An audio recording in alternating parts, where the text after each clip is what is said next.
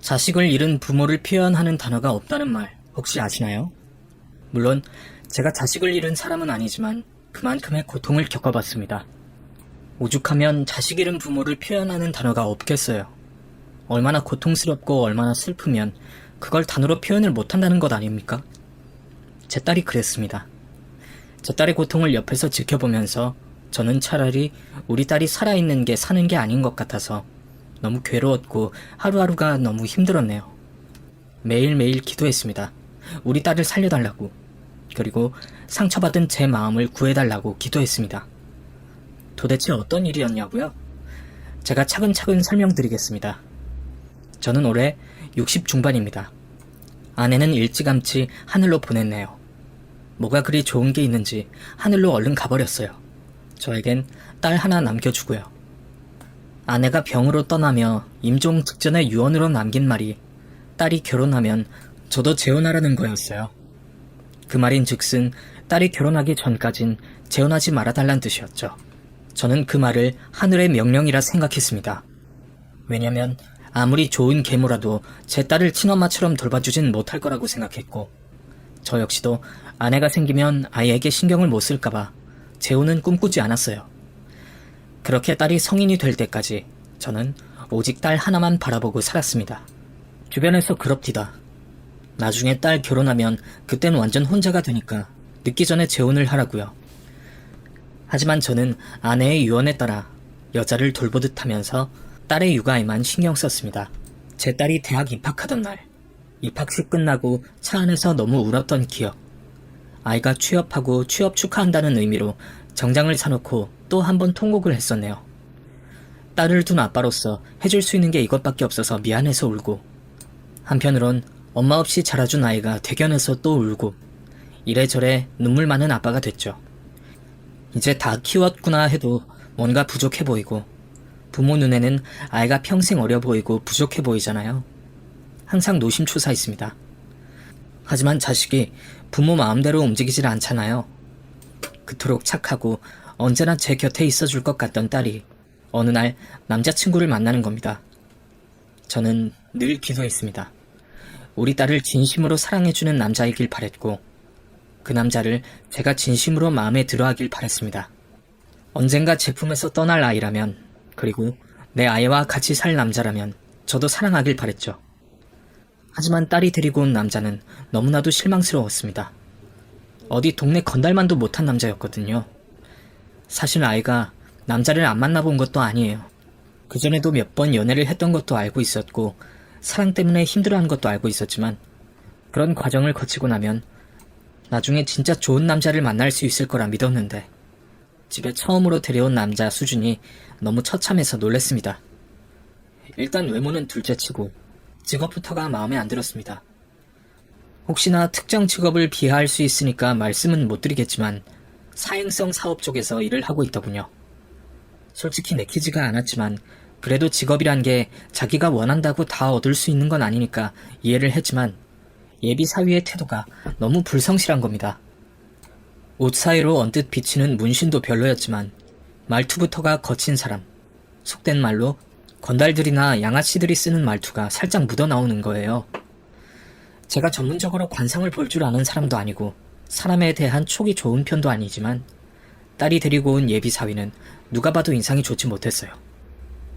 그냥 그 사람한테서 풍겨나오는 분위기 자체가 불량스럽고 머리부터 발끝까지 하나도 마음에 드는 부분이 없었습니다. 일단은 대충 이야기 나누고 헤어졌지만 계속 이 결혼은 시키면 안 되겠다는 생각뿐이었죠. 그날 밤에 딸이 저에게 와서 아빠, 남자친구 어때? 말투나 직업이 좀 별로긴 하지만 정말 성실하고 날 사랑해주는 사람이야. 이러는 겁니다. 물론 제 딸이니까 제 눈엔 너무나 이쁘고 훌륭해 보입니다. 하지만 객관적으로 설명드리자면 물론 딱히 잘난 게 없는 것도 맞습니다. 인류대학을 나온 것도 아니고 속된 말로 외모가 뛰어난 것도 아닙니다. 그래서 끼리끼리 만난다고 이런 수준의 남자를 만날 수도 있는 거겠죠. 하지만 어떤 부모가 건달 같고 양아치 같은 놈을 사위로 맞이하고 싶겠어요? 하지만 제 마음도 모르고 딸은 매일매일 아빠, 나 그 사람이랑 결혼하고 싶어. 이제 회사도 어느 정도 다녔고 좋은 사람 만나서 살림 차리고 싶어. 그 사람 말투만 그런 거지 비전도 확실하고 집안도 괜찮은 사람이야. 아이가 너무 졸라대니까 그럼 몇 번 더 만나보자는 생각에 사위랑 낚시를 한번 가기로 했습니다. 제 취미가 낚시인 것도 있지만 둘이 1박 2일 밤 낚시를 하며 이런저런 이야기를 나누면 어떤 남자인지 대충 파악이 될 것 같았거든요. 그래서 일단 예비 사위랑 밤 낚시를 떠나게 됐습니다. 다행히 사위도 낚시를 좋아한다고 해서 문제가 전혀 없었죠. 그냥 제 기분 맞춰주려고 거짓말한 게 아닌가 싶었는데 미끼 다루는 솜씨나 포인트 잡는 솜씨를 보니 낚시를 안 해본 사람은 아니더라고요. 그래서 이것저것 준비하면서 만들고 있는데 갑자기 사위가 저에게 묻는 겁니다. 장인어른, 누가 더 물고기를 많이 잡나 내기하실래요? 순간 이게 뭔 소리인가 싶었죠. 저는 낚시뿐만 아니라 살면서 내기나 도박을 해본 적이 없었거든요. 근데 사위는 물고기를 누가 더 많이 낚는지 내기를 하자는 겁니다. 가뜩이나 좋게 보지도 않았는데 내기를 하자는 말이 불쾌하더라고요. 이미 말씀드렸지만 사행성 사업 쪽 일을 하는 사위라서 더욱더 믿음이 안 갔습니다. 그런데 도대체 얼마나 내기를 좋아하는지 알아보려고 못 이기는 척 지켜봤습니다. 근데 정말 신기하죠. 저녁 설거지 내기를 했는데 은근히 재미가 있더군요. 그냥 낚시나 하며 조용히 이런저런 이야기하는 것보다 뭔가 짜릿하기도 하고 그러면서 오히려 몇 마리 잡았어 이러면서 대화 나누듯이 하며 고개를 낚아 올리니까 더 빨리 친해지는 느낌이었습니다. 자연히 저녁에 소주 한잔하면서 사위에 대해 이것저것 자세히 대화를 나눴죠. 근데 말투가 좀 거친 것은 상대하는 사람들이 아무래도 사행성 도박을 하는 사람들이라서 좀 거칠게 대하면서 그런 거고 문신은 판박이 비슷하게 장식용으로 해놓은 거지 목욕하면 지워진다는 겁니다. 강해 보이려고 일부러 해놓은 거라고 하더군요. 얼핏 다니는 회사 이야기를 들어보니 인상이 강해 보이지 않으면 무시받기 쉬운 환경이라고 하더라고요. 그래서 외모나 말투가 불량스러웠던 거였어요. 사행성 게임 회사이긴 해도 월급도 잘 나오고 오히려 직원들은 사행성 게임을 못하게 규율이 정해져 있어서 소위 말하는 도박 중독과는 거리가 있다는 겁니다. 월급도 꽤나 잘 나왔고요. 거기다가 부모님은 두 분 다 학교 선생님이셨어요. 그 말을 들으니 일말의 의심이 싹 풀리더라고요. 다른 건 몰라도 가정교육은 체계적으로 잘 받았을 거라는 생각이 들었어요. 이야기를 듣고 이리저리 종합해보니 사위는 한마디로 말해 겉은 강한데 속은 여리디 여린 사람이었습니다. 대학도 명문대는 아니지만 서울 중위권 대학도 나왔고 무엇보다 알고 보니 제 모교 출신이더군요. 깜짝 놀랐습니다. 이런 자리에서 고등학교 후배를 사위로 맞이하게 될 줄은 전혀 몰랐죠. 의심이 한 번에 싹 가시니까 세상에 이런 사위가 또 있을까 싶더군요. 역시 사람이란 참 간사한 것 같아요. 그렇게 이상해 보이던 사위가 이젠 너무 성실해 보이고 오히려 우리 딸을 지켜줄 기사처럼 보이는 겁니다. 그래서 일단 교제 허락도 하고 웬만하면 상견례 날짜도 빨리 잡으라고 했습니다. 어차피 내 품에서 떠날 아이라면 하루라도 빨리 떠나보내는 게 맞을 거고 그래야 하늘에 있는 아내도 좋아할 것 같았거든요. 그래서 일사천리로 상견례를 하게 됐습니다. 사돈 어른들이 학교 선생님 출신이라 그러신지 식견도 넓고 학식도 풍부하시고 소위 말해서 교양미가 철철 넘치는데 제가 기가 죽더군요. 사실 저는 어릴 적부터 공장에서 기계를 돌린 터라 무식하게 짝이 없습니다. 물론 독학으로 검정고시 패스하고 야간이긴 하지만 그래도 대학을 나오긴 했습니다만 그래도 정규 코스를 밟은 사람에 비하면 왠지 부끄럽더군요. 그래도 행여나 무식하단 소리 들을까봐 지금도 아침마다 상식 공부하고 퀴즈 프로그램 보면서 공부도 하고 영어 공부도 틈나는 대로 하는 사람입니다. 그래도 선천적으로 열등감은 사라지질 않는 거예요. 근데 사돈 측에 배운 사람들이라 그런지 약간 머뭇거리게 되더군요. 그래도 자식 농사 지어서 이렇게 집안 대 집안끼리 연을 맺게 됐으니 기분 좋게 상견례를 마무리하고 결혼 날짜까지 일찌감치 잡았습니다. 사돈 두 분이 공무원이라서 그런지 그리 큰 재산은 없으시더라고요. 물론 두 분이서 노후 대비는 확실하게 해두셨지만 사위에게 집 한 채를 마련할 정도로 큰돈은 없다고 하셨어요. 그러니 어쩌겠습니까? 당연히 여유로운 제가 마련을 할 수밖에 없었죠. 그때는 오히려 이런 상황이 좋았습니다. 어차피 하나밖에 없는 외동딸이고 나중에 제 유산은 모두 딸아이 앞으로 상속될 예정이니 미리 떼어준다고 생각하고 신혼집을 해주었습니다. 그렇게 상견례를 마치고 집으로 돌아오니 주책맞게 눈물이 나는 겁니다. 역시 호라비 주접은 어딜 가서도 여전했죠. 그래서 그날 친구랑 소주 몇 병을 마셨는지 모르겠네요. 그냥 슬프더라고요. 딸도 제 마음을 아는지 평소 같으면 전화를 해서 아빠 언제 들어와? 그만 좀 마셔. 이렇게 잔소리를 퍼부었을 텐데 그날은 전화도 안 하는 겁니다. 이렇게 제 딸이 배려심도 많았죠. 어쨌든 그렇게 딸은 지가 알아서 준비를 하나하나 하더니 훌쩍 제 곁을 떠났습니다. 주변에선 다들 시원섭섭하겠네 이러면서 말을 건네지만 지금도 예식장에서 느낀 허전함은 이루 말할 수가 없어요. 정말 딸을 뺏기는 기분이었죠. 그래도 어쩌겠습니까? 그렇게 딸을 시집 보내고 난 후에 저만의 홀로서기가 시작됐습니다. 이 사연을 읽는 분들 중에 호라비이시거나 혹은 주변에 호라비 친구를 두신 분들이라면 공감하실 거예요. 하루하루가 정말 무료해 보입니다. 저는 작지만 회사를 운영하는 사람이거든요. 한마디로 사장님인데도 뭔가 부족해 보이나 봐요. 회사 사무를 보는 40대 후반의 여자 과장이 있는데 저만 보면 사장님, 옷 좀 다려 입으세요. 돈도 많은 분이 가사 도우미를 쓰시든지요. 이런 면박을 당합니다. 워낙 오랜 시간을 같이 보낸 과장님이고 우리 딸이 어릴 때 육아도 옆에서 거들어주었던 사람인지라 저에 대해 잘 알고 있거든요. 그런 여자 과장이 저만 보면 쿡쿡 찔러대면서 이제 재혼하셔야죠. 언제까지 이렇게 너저분한 모습으로 사실 거예요? 사장님이 돈이 없어요? 몸이 불편하기란가요? 전혀 문제가 없잖아요. 근데 왜 그러세요? 물론 저도 아내랑 약속을 지켰으니 재혼을 할까 생각도 있었지만 이미 때가 늦었다는 자신감 결여도 있었고요.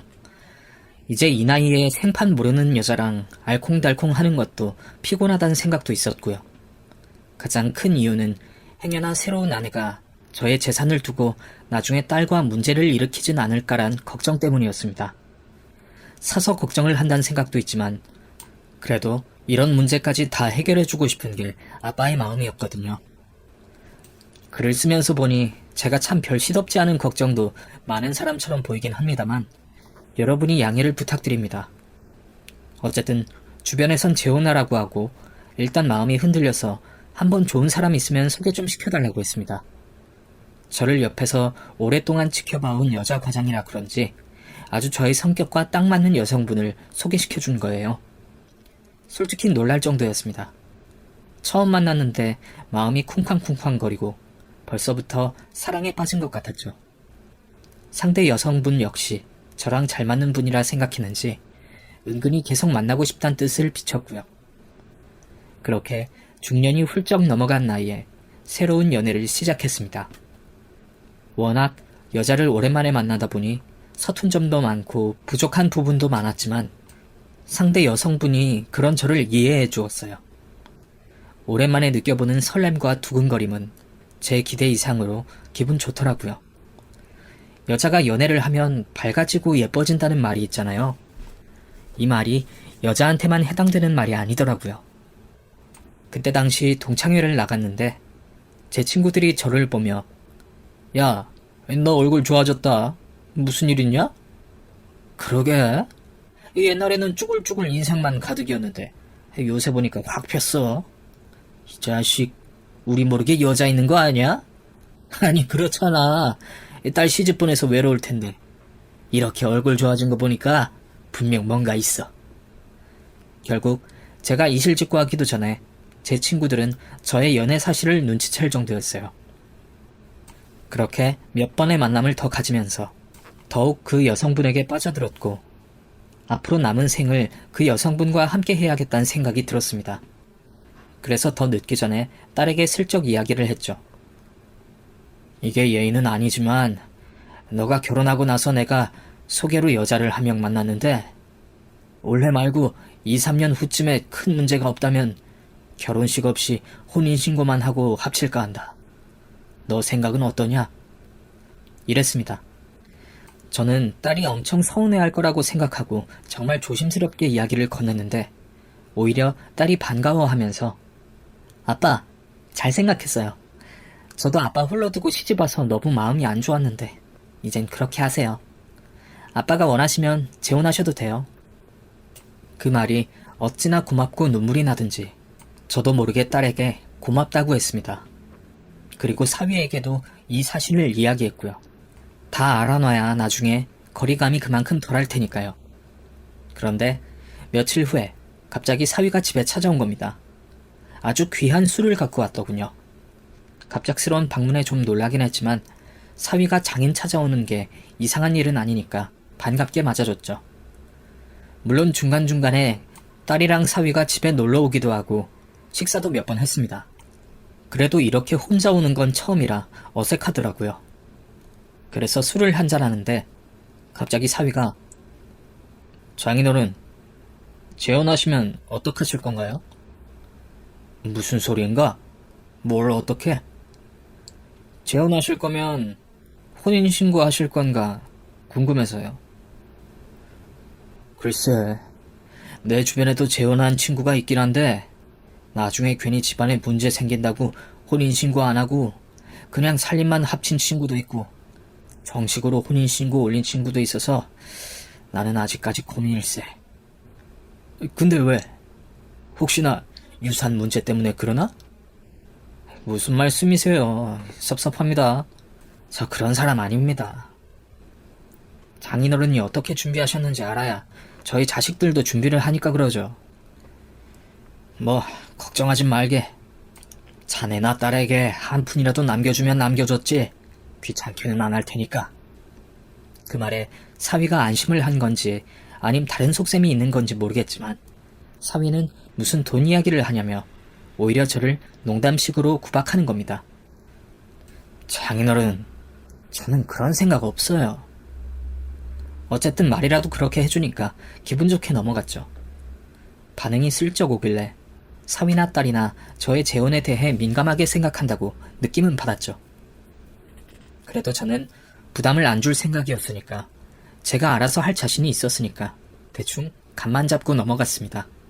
그리고 조심스럽게 제가 만나는 여사님을 딸과 사위에게 소개도 시켜줬습니다. 그리고 자연스럽게 가족같이 지내며 가까워졌죠. 근데 이게 문제가 될 줄은 꿈에도 생각을 못했습니다. 물론 그걸 안 것은 아주 나중 일이고요. 그때는 전혀 몰랐죠. 왜냐면 딸이 점점 몸이 아프기 시작했거든요. 처음에는 단순히 코피가 자주 난다고 해서 무슨 일인가 싶어서 병원에 가보라고 했습니다. 딸도 행여나 제가 걱정할까봐 숨기다가 자기가 생각해도 몸 상태가 안 좋으니까 어렵게 말을 꺼냈다고 하더군요. 그래서 몇 번 집에도 찾아가서 몸에 좋다는 건강약도 사주고 그랬습니다. 그런데 감기도 자주 걸리고 코피도 자주 흘리는데 병원에선 병명을 모르겠다고 하는 거예요. 그냥 단순히 피로가 쌓인 것 같다곤 하는데 의사 선생님들도 이유를 모르니 저 같은 사람이야 죽었다 깨어나도 모르겠더군요. 그래도 사위가 성실하고 다정하게 딸을 간호해주는 게 다행이라고 생각했습니다. 그런데 그 와중에 딸에게 전화가 와서 아빠, 우리 이번 주말에 동해로 여행 가는데 같이 가실래요? 새엄마 되실 분도 시간 나면 같이 가자고 해봐요. 넌 몸도 안 좋다면서 무슨 여행을 가냐? 몸 안 좋을수록 힐링을 해야죠. 기분 전환도 건강에 얼마나 좋은데요. 남편이 자꾸 가자고 해서요. 가족끼리 같이 가는 게 좋을 것 같아요. 그 말에 저도 만나는 여사님에게 이야기를 해서 그날 같이 여행을 가려고 했는데 갑자기 사위에게 전화가 와서 장인어른, 죄송한데요. 아내가 아무것도 모르고 연락을 했나봐요. 이번엔 우리끼리 다녀오려고 합니다. 이번에 아내 기분 전환에 맛있는 걸 좀 먹이려고 하는데 혹시나 두 분이 불편하실까봐요. 그런 거면 충분히 알았다. 우린 다음에 갈게. 신경 써줘서 고맙다. 좀 섭섭하긴 했지만 부부끼리 기분 전환 하겠다는데 딱히 할 말이 없더군요. 하지만 그게 딸과 제대로 이야기 나눈 마지막 순간이 될 줄은 전혀 예상 못했어요. 왜냐면 그때 여행을 떠난 사위와 딸은 교통사고를 당해서 병원에 입원했거든요.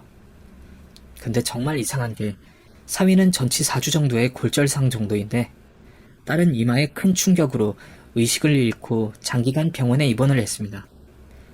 물론 그럴 수도 있죠. 보통 운전자보다 조수석에 있는 사람이 교통사고 날 때 피해를 더 입는다고 하잖아요. 운전석에 있는 사람이 사고 날 경우에 무의식적으로 핸들을 꺾기 때문에 조수석이 먼저 부딪힐 확률이 높다고 하니까요. 저도 상식 공부를 많이 해서 이 정도 지식은 있습니다. 하지만 딸이 의식을 잃을 정도로 사고를 당했다고 하니 너무 이상하고 뭔가 불안하기만 한 거예요. 그래도 어쩌겠습니까? 일단 의식을 잃은 딸부터 살리는 게 관건이었죠. 매일매일 또다시 기도했고 옆에서 계속 간호를 했습니다. 회사가 아니라 거의 병원에서 진물을 보다시피 했네요.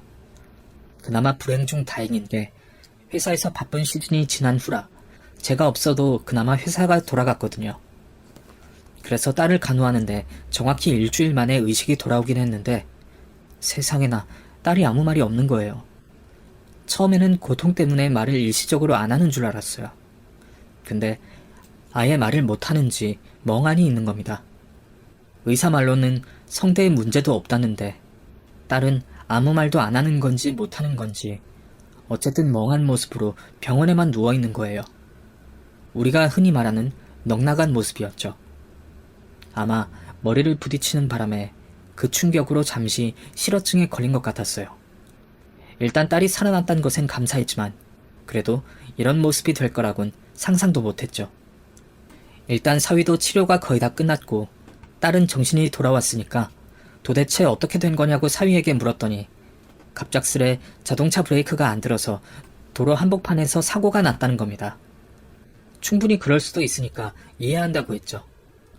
경찰이나 보험사에서도 사망사고도 아니고 그냥 단순 사고로 넘어가서 이 일은 그렇게 넘어가나 싶었죠.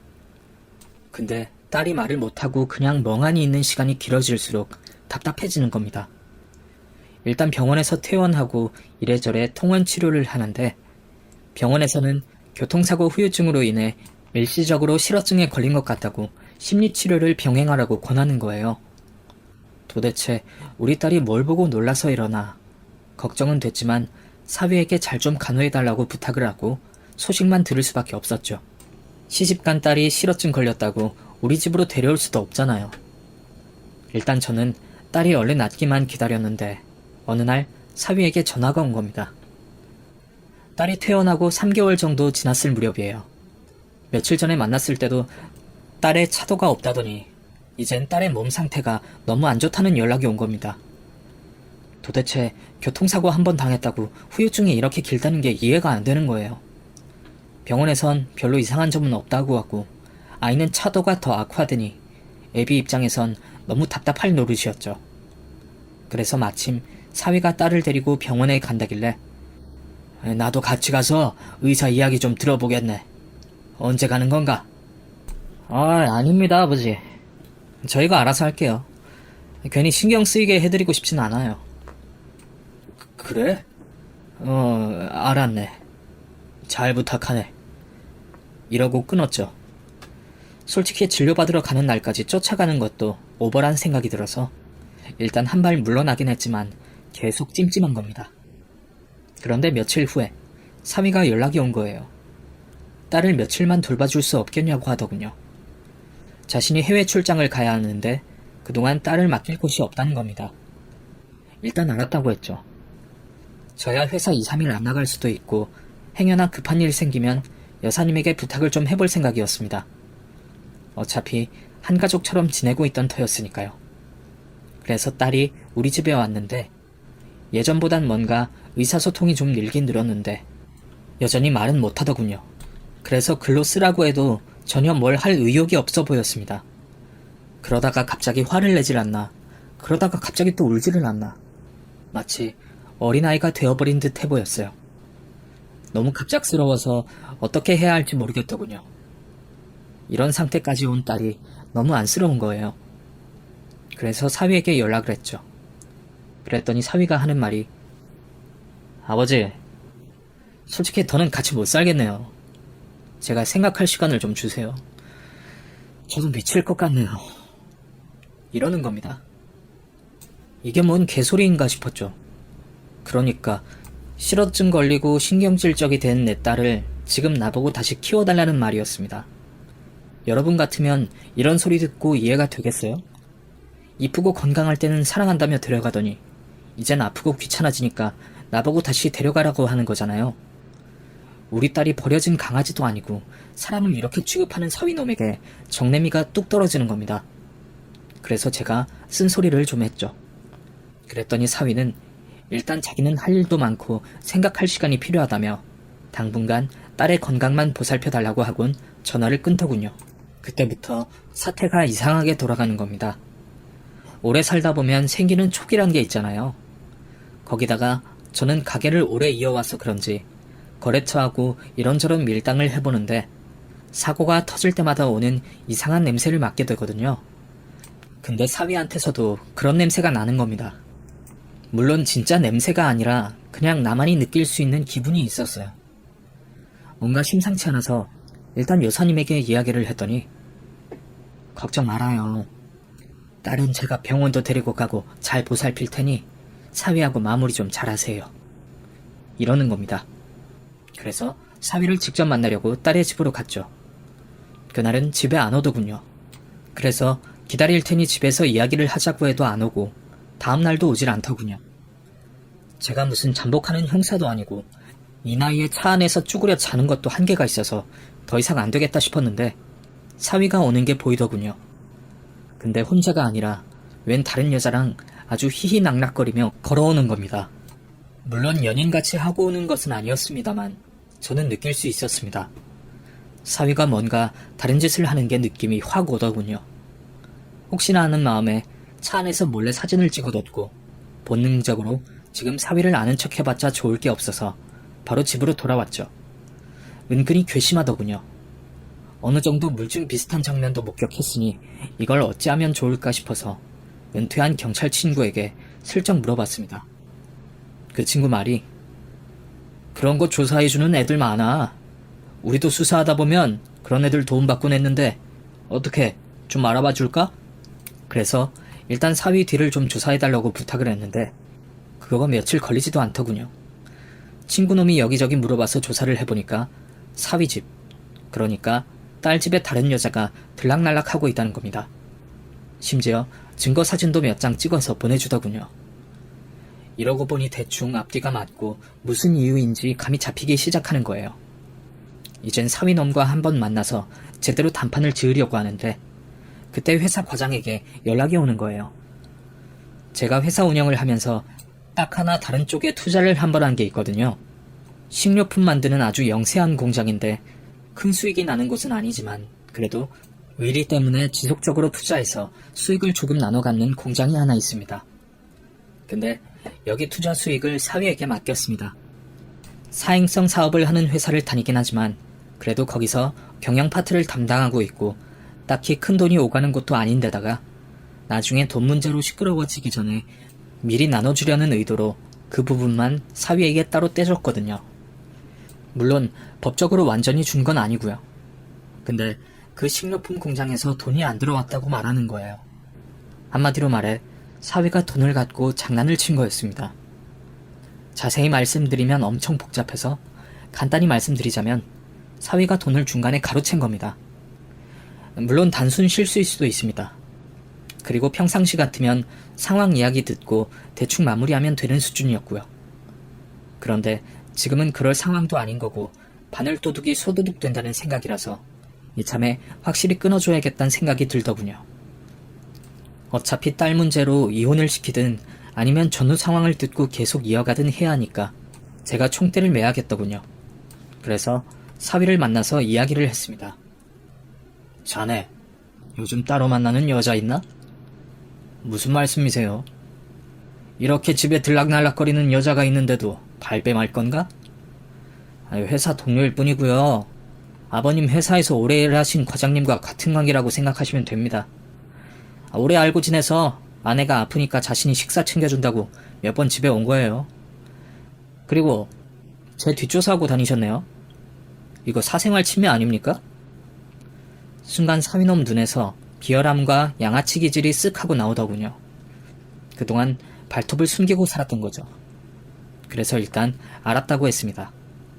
어차피 이건 법정에서 다룰 일이지 이런 양아치들에게 들을 말은 아니니까요. 근데 사위놈도 뭔가 쫄렸는지 어쨌든 이렇게 된 거 이혼하는 게 낫겠네요. 지금 따님 때문에 결혼 생활이 엉망이었다는 거 아세요? 사실 불륜은 따님이 저질렀다고요.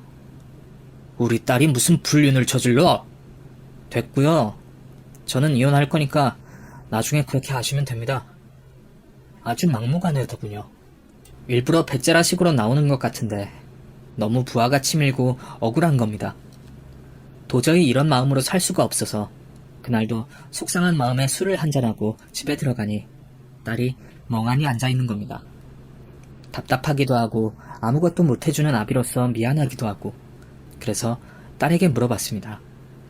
물론 대답도 안 하고 멍하니 있으니 큰 기대는 안 했지만 그래도 혹시 모르니까 하나만 물어봤어요. 말을 못하는 거냐? 이렇게 이혼할래? 그냥 이렇게 깨질래? 진짜로 너가 사고 친 거니? 너가 다른 놈 만난 거야? 무슨 말을 해보라고 말을! 그 말에 딸은 아무런 반응이 없더군요. 역시나 했죠. 그런데 딸이 제 말을 알아들은 건지 아니면 뭔가 말하고 싶었던 건지 갑자기 눈물을 주르륵 흘리는 겁니다. 흐느끼거나 소리내어 울지도 않고 그냥 눈물만 주르륵 흘리는 거예요. 그래서 직감을 했죠. 딸이 진짜 실어증이 아니라 일부러 말을 안 하는 게 아닐까라는 생각이 들었습니다. 뭔가 있구나, 뭔가 감추고 있구나라는 생각에 일단 딸에게 한마디만 했죠. 너가 왜 말을 안 하는지는 모르겠지만 아빠는 늘 네 편이니까 언제든지 이야기하렴. 아빠가 든든하게 네 뒤에 서 있어 줄게. 응? 그러니 속상한 거 있으면 그냥 말을 해. 그리곤 딸이 자연스레 마음의 문을 열 때까지 기다렸습니다. 근데 딸이 조심스럽게 한마디만 하는 거예요. 핸드폰. 딱 이 한마디였습니다. 이게 뭔 소리인가 해서 누구 핸드폰이냐고 물었더니 딸이 서랍에서 자기 핸드폰을 보여주는 겁니다. 근데 그걸 보고 정말 놀라서 기겁을 했습니다. 거기엔 수많은 영상과 음성이 녹음되어 있더군요. 먼저 핸드폰 녹음기를 켜보니 사위가 불륜녀랑 통화하는 목소리가 다 녹음되어 있었고 그리고 제가 여사님 만나면 유산이 쪼개지거나 뺏길까봐 걱정하는 목소리까지 다 녹음되어 있었습니다. 심지어 그래서 식품공장 돈도 중간에 빼돌리려고 서류 작업하는 장면도 녹화되어 있더군요. 너무 놀라서 이게 어찌 된 거냐고 딸에게 물어봤죠. 그랬더니 갑자기 눈물을 마구 쏟아내며 아빠 미안해 이러는 겁니다. 사고 난 지 정확히 한 달 만에 들어보는 딸의 목소리였습니다. 이게 무슨 일인가 어안이 벙벙했지만 조금은 감이 잡히긴 했어요. 딸은 눈물 콧물로 범벅이 돼서 하나하나 말을 잇더군요. 사실 처음에 말을 못한 건 사실이라고 합니다. 나중에 말문이 돌아왔지만 그냥 말하기 싫고 솔직히 살기도 싫었다는군요. 하지만 제가 기도하고 옆에서 힘을 줘서 나쁜 생각은 버리고 잠시 생각하고 너무 힘든 시간을 되돌아보다 보니 말을 안 한 것뿐이라는 겁니다. 물론 그럴 수도 있죠. 근데 사고는 어떻게 된 거냐고 예전부터 몸이 아픈 건 왜 그랬냐고 물었어요. 혹시나 사위놈이 이상한 짓을 한 건 아닌지 걱정이 돼서 물어봤습니다. 그랬더니 딸이 하는 말이 너무 충격적인 거예요. 사실 남편이 나한테 뭘 한 건 아니고 제 스스로가 나쁜 생각을 하고 약을 먹었어요. 아니, 네가 왜 나쁜 생각을 왜 해? 남편 때문에 너무 힘들어서. 남편이 바람피니까 아빠 볼 낯도 없고 아빠 행복해져야 하는데 나 때문에 아빠까지도 불행해질까봐 차마 말은 못하겠고 미안해서 그랬어요. 하며 울더군요. 딸은 오히려 저를 걱정해서 자기가 사라지는 게 낫겠다는 생각에 극단적인 생각도 했었고 그래서 코피도 자주 나고 병원에도 갔었다는 겁니다. 그 이유는 당연히 사위놈의 외도 사실을 알고 부부 싸움을 하다가 그렇게 된 거였다는군요. 그 사이 사위놈은 이혼 계획까지 세우고 바람피는 여자랑 짜고 제 돈을 빼돌리고 있었던 거고요. 그런데 그날 진짜로 화해의 여행을 떠나려고 했던 건 맞다고 합니다. 하지만 딸 입장에선 혹시나 하는 마음에 저랑 그리고 제가 만나는 여사님도 함께 가자고 했었다는 거예요. 그런데 그 혹시나가 역시나였던 거죠. 사고가 났던 겁니다. 하지만 의외로 우리 딸이 큰 부상을 입은 건 아니었던 거죠. 물론 이 부분은 고의적인지 아니면 우발적인지는 모르죠. 이건 사위가 자백하지 않는 이상은 모르니까요.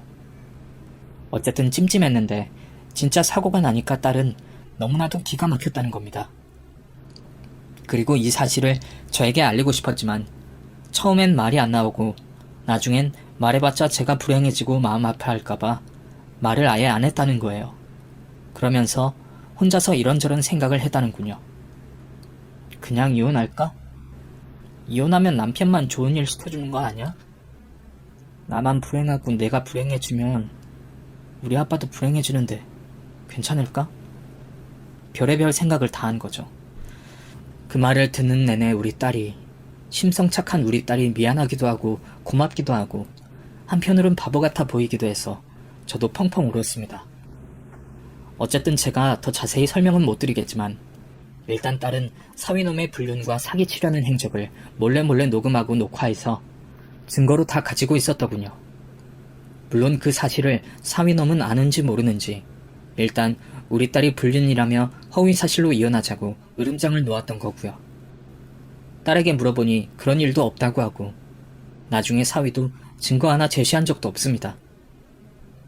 딸에게 저는 슬퍼할 일 없고 불행하게 결혼 생활하느니 깔끔하게 이혼하고 여사님이랑 셋이 같이 살자고 설득해서 이혼 소송했습니다.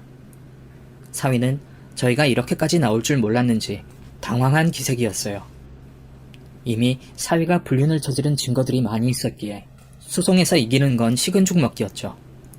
처음에는 오히려 적반하장식으로 자기한테 줄 위자료나 준비하라고 큰 소리를 치다가 나중에는 꼬랑지 내리고 빌더라고요.